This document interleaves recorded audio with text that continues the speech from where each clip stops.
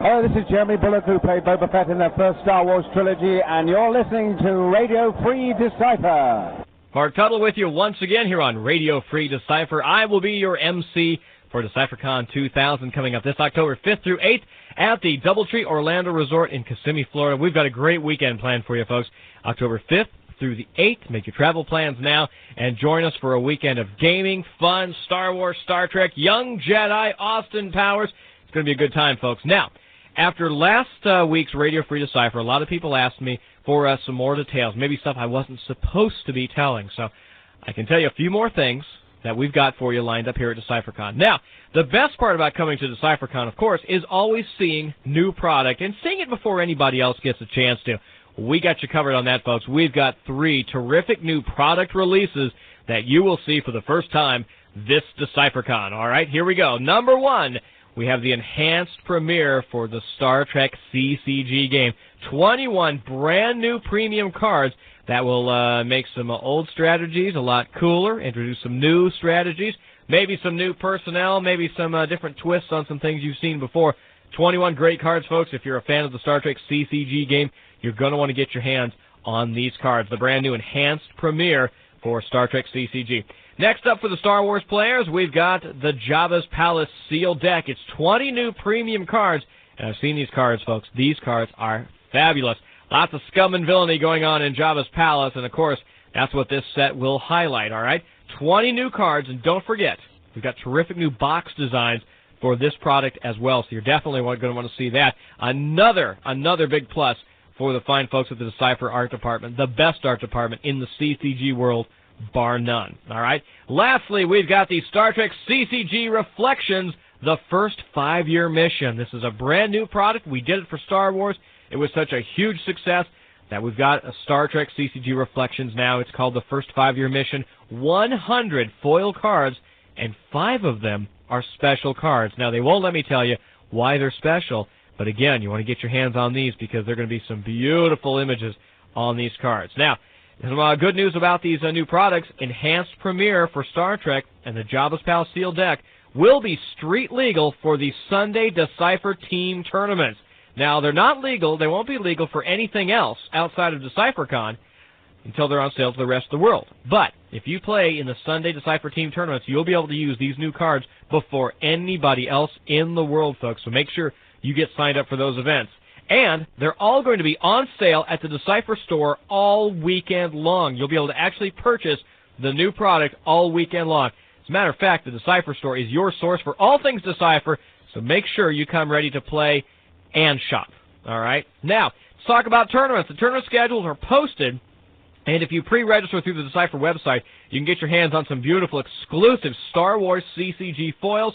The more people that use the pre-registration website, the faster we can get you through at DecipherCon, and that's the faster you can enjoy your weekend. All right, so check it out. It's on the website. You can get pre-registered right now. Now, the event descriptions will be on the website within the next day or two if they're not up already. You'll be able to read through it, see what every event is, and look to see what interests you when you get down to DecipherCon. All right, now, let's talk about tournament times. Real important this year. We've got over 60 tournaments going on. We need to start the tournaments on time. So, as a rule of thumb, you should plan on being at your event and ready to play roughly 1 hour before the tournament start time. Now, a lot of people are wondering when they should arrive on Wednesday night or Thursday for the Day 1 events. Well, here you go. For Star Wars, the Day 1 event will start at 10 a.m., Star Trek at 10:30, Young Jedi at 11. We will be starting on time. If you're not there and your command card is not filled out, you might get bumped from that tournament. So make sure you are there on time. Be there an hour before, which means probably 9 o'clock is a real good time to make sure you are at the Doubletree Orlando Resort in Kissimmee. Now, as far as guests go, we're still lining up some exciting guests for DecipherCon. Shannon Baksha, who plays Mara Jade. Yes, indeed. She will be there for autograph signing starting on Thursday. She'll be available all weekend long, so make sure you bring your Mara Jade cards to get signed. We didn't have the card out last year, so you didn't get a chance to get it signed. This year, bring your Mara Jade cards and get those signed, okay? Those, of course, in the enhanced Jabba's Palace decks, all right? So, pretty much, folks, that's it. That's what we can tell you right now about DecipherCon 2000. Over 60 tournaments, lots of fun, the wacky Decipher Olympics, also trivia, guests, autographs, new product. You need to be at DecipherCon 2000. Full details here on the website. Now, let's turn Radio Free Decipher over to Kyle. He's got some special celebrity guest interviews. We've got Garrick Hagan, who played Biggs Darklighter in the Star Wars films, and Richard LaParmentier, who played Admiral Motti. All right, we're here at with Radio Free Decipher. We have Garrick Hagan with us today, who played Biggs Darklighter, Red 3. How are you doing today, Garrick? Well, it's been good. I've been enjoying Chicago, and it's been a wonderful... I always love the city. It's been a wonderful convention, so... And nice to meet you guys. All right. Now, tell us a little bit. You played Biggs Darklighter, which was originally deleted. Most of Biggs' scenes were deleted from the original Star Wars in 1977. Now, did you know that Lucas was going to put most of your scenes back in Star Wars when he re-released it in 1997? No, I didn't. Small correction. He didn't put most of it in. The big one is roughly 5 minutes long. I mean, the one that's at the Anchorhead station there on Tatooine. And that scene that starts out with a really terrific kind of scene of pinball over a kind of pinball game, and Deke and myself and Kustark. I can't remember the name. Cammy and Fixer. Cammy. And the Fixer, yeah. So it starts out like that. And that whole scene isn't back in, of course. It's on the CD-ROM, which most people that come up seem to have seen, that CD-ROM. And I'm glad they've seen it, because I like the scene. I hadn't seen it myself till it came out, and Jeremy Bullock took me over to his house and showed it to me. And, but to your original question, no, I didn't know that the scene in the hangar was going to be put back in. And I came out of the premiere of the special edition thinking, was that in before or not? I couldn't remember. I didn't know the film as well as most of the fans. But I was glad that was in. Shows me without my helmet. Shows me with the hair, by golly. Yeah. Good, and the famous Biggs Darklighter mustache, which, for all the fans out there, it's gone now. I'm sorry, guys. Yeah, sorry, guys. I should have one in a box for all of the guys. And indeed, I do have many at home from all my theater work, all kinds of tattered mustaches. But that was real in the film. And the curious thing was that I was doing that film in conjunction with 2 other war pictures. I mean, real war pictures, not space war. On one side, it was about Wingate, who was a British hero, Army hero, and the other side, it was Bridge Too Far. But they accepted that mustache. So thank God that, because I did the first scene on Tatooine in Tunisia. I did that with the mustache and long hair. The only thing that had to go, because I started Bridge Too Far about a week after that over in Holland, and Richard Attenborough would not let me wear my long hair. He said, everybody in this film, including Sir Lawrence Olivier, has had his hair cut.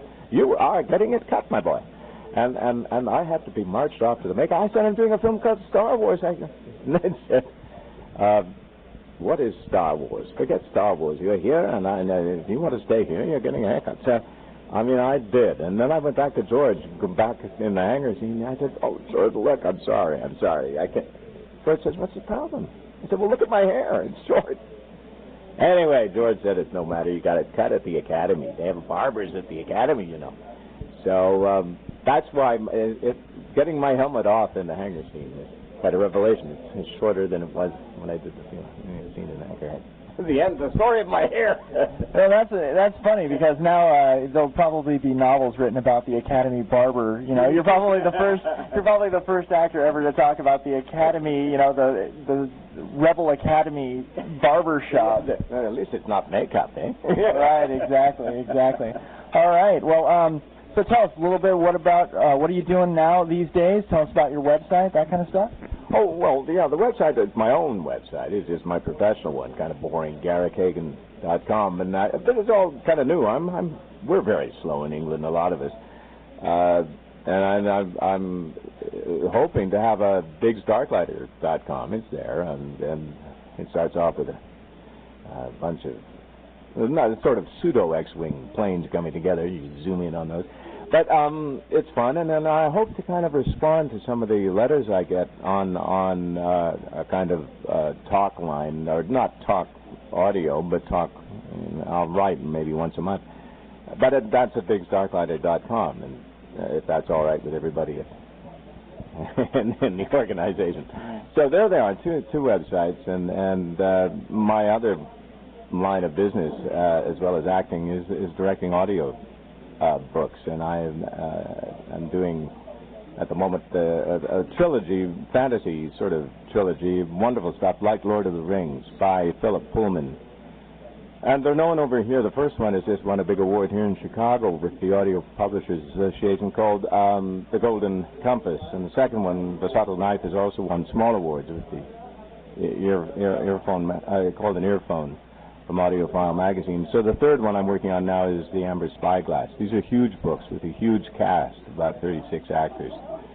And Philip Pullman is a great writer. So that project is coming under my StoryCircle.com banner, and that's my company in America and England. I have a partner in Seattle, and I did a production of Turn of the Screw out there just recently. So, yeah, and I'm doing a film, I hope, starting, I should be able to read through on Tuesday, called The Fourth Angel, with Jeremy Irons. So, and I'm a regular on a series in England called The Archers, which has been on for years and years, very popular radio series. You sound like a real busy man these days. I am at the moment. Yeah, thank you. Well, cool. Absolutely. I know that audio books are getting more and more popular these days. Some of the guys at the office listen to them all the time, so I'm sure he'll be sure and check that out. So. Yeah, because I read them a lot, too. I was just talking to somebody called Dave Scott here, and I said, well, I'm just doing a Nelson DeMille called The Lion's Game. He said, I'm reading that at the moment. Don't tell me the end. And I've just done Clear and Present Danger, Tom Clancy. So I read these huge things. I sit there in that hot little studio for hours on end, but I hope somebody out there. And I did The Grapes of Wrath, the John Steinbeck novel. And I read these for hours on end whenever I can. And they're all. I'm now on my 81st book, some of which, like John Updike's Rabbit trilogy, are huge. Well, we'll be sure and have everybody out there check those out. So I got one more thing I want to ask you about. Now, earlier you mentioned that Jeremy had you over and you watched your deleted scenes over at his house. So do you guys, all you former Star Wars actors that live over there in Europe, you guys all like hang out together and you have barbecues over at each other's house? Is that how it is over there? No, not at all. Bill Hootkins and I work together a lot on the radio, and Jeremy I've only come to know through the conferences, and that's great. And we do get together our families back and forth because we live very close. But the other guys, are not like Mike Carter, Viv Fortuna, and others, we see at conventions, but not sort of socially. Michael Sheard, Richard Parmentier, it's a relatively small community of American actors in England, and of which the Star Wars is an even smaller one. But it's a good, lovely feeling. I do like getting together with the guys, and I've only seen, say, Mark once at the premiere. And I do miss, I wish, in fact, we did see more of the old-timers. I never knew Harrison very well, but Mark I like very much, and I would love to see more of him. Tony Daniels, Anthony, I see, occasionally at Gate. Yeah, it's a nice community over there. Cool. It sounds like you guys all get along really good. So, well, thanks very much for being with us today, and we wish you the best of luck. And everybody out there, be sure and check out Garrick if you see him at a convention. And he's a great guy, so be sure and check him out. Thanks. It's great, and thank you for bringing me my Decipher cards, which I'm going to enjoy. Excellent. Well, thanks very much, sir, and we'll talk to you again soon. Right. This is Radio Free Decipher, and we're here at Wizard World still with Richard LaParmentier. I hope I pronounced that right. I practiced, but who knows if I got it right. So how are you doing today? Very well indeed. Enjoying the show greatly. Excellent. Now, you played, as we all know, Admiral Motti from Star Wars, A New Hope, and you were the Supreme Commander of the Death Star. Now, Governor Tarkin, he was in charge of that whole region stuff, but you were the man behind the ball, right? The Death Star was my baby. That's right. All right. So now tell us a little bit about how you got the role way back a long time ago, and what you've been doing since then. Well, I did a videotape audition in Los Angeles while I was living out there at the time. George looked at probably 2,000 actors in a week, and we all went in and read for videotape the scene with Han Solo and Greedo, with the casting assistant reading Greedo. And then a year later, they were making the film in London, and I was back in London at that time. I was sent a script. I was offered a 2-line role, which I immediately turned down, of a customs officer who hassles Han Solo at Mos Eisley. And I didn't do 2-line roles. I wouldn't do it, so I turned it down. A friend of mine was cast in the part, and he went up to Elstree Studios. He was given a uniform and one of those silly imperial hats, and waited in the dressing room. And George came up, knocked on the door, and told him he was cutting the scene and he could go home. So he was paid about $210 for his day's work and wasn't in the movie. And about a month later, they sent me another script, and I read, it was for Admiral Mahdi. I read it, and it was 6 pages in that scene, and then there was another scene blowing up Alderaan. So I said, well, I'll do that.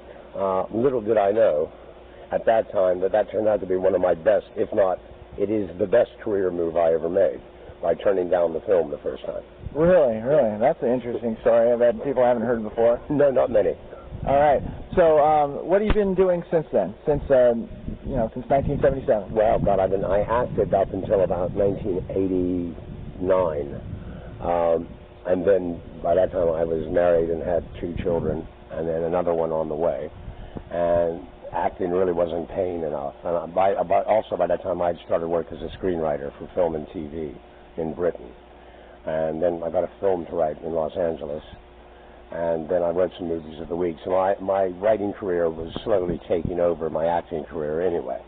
And then the money that was being offered to actors these days is so derisory that it's really not worth going out anymore. So I'm much happier as a writer. It's really something that I always wanted to do. But that being said, I still have an actor's ego. And so it is very nice to come to conventions. Because you still, and meet fans, because you still get your tummy stroked once in a while by the fans. So cool. Very nice. Excellent. Well, how many conventions, when did you start doing the whole convention circuit? I only started them about a year ago. My former theatrical agent turned them down on my behalf and mentioned 1 or 2 to me. And the only reason I got into it is through Garrick Hagan, who mentioned it to me. And he said, why aren't you doing these? So I looked into it. I called a couple of promoters. They had me down, and I really enjoyed it. So I've been more or less doing them. This is my first year in the States. I've done a lot in Europe and in the UK. So this is my first summer doing them in the States. I was here really. I booked myself into these shows mainly because my action figure was supposed to be rolled out this summer. As it turns out, it's been delayed again. I am one of the rarest of the action figures of the new Comtech series around. I've become a commodity on eBay. The last one I signed, I think a signed figure of mine is like $65 on eBay at the moment. Wow. So how many of those do you sign? I signed a lot of them today. I did. That's the thing I like. I don't like doing things with dealers and things. I'd rather do things for the fans. Oh, that's really cool. In the movie, you and Vader had the little confrontation. Tell us the real truth, man. Who's the bigger, badass? Is it you or is it Vader? Well, I think it has to be Admiral Mahdi, doesn't it? I mean, is he hiding behind his force powers? Well, absolutely, without a doubt. I mean, because he's a magician. I mean, that doesn't make him a military tactician. So, in the realm of Star Wars, I think Admiral Mahdi, with that power and that weapon, has got to be certainly more powerful. And let's not forget that Darth Vader did miss Luke at the end. That's true. Mahdi wouldn't have missed him, right? No way. Unfortunately, our defenses were let down by a security leak. All right. Well, what other shows I still think that might have something to do with the Force as well. I see. Cool. So what other shows are you going to be at upcoming so that the fans out there know where you're going to be? Well, we're at GenCon next week with Mara Jade, of course, and Jerome Blake, who played Rune Haka, amongst others, in Episode 1. So, and Anthony Daniels is scheduled for that show as well. So that's next week in Milwaukee. I think it's August 11th to 16th. I'm not too sure. 10th to 13th, I believe. Right, the 10th to the 13th of August. We'll be at GenCon in Milwaukee. Excellent, excellent. Well, thank you very much for spending some time with us today, and we wish you the best, and see you next week in Milwaukee. Great. Thanks very much. All right, thank you.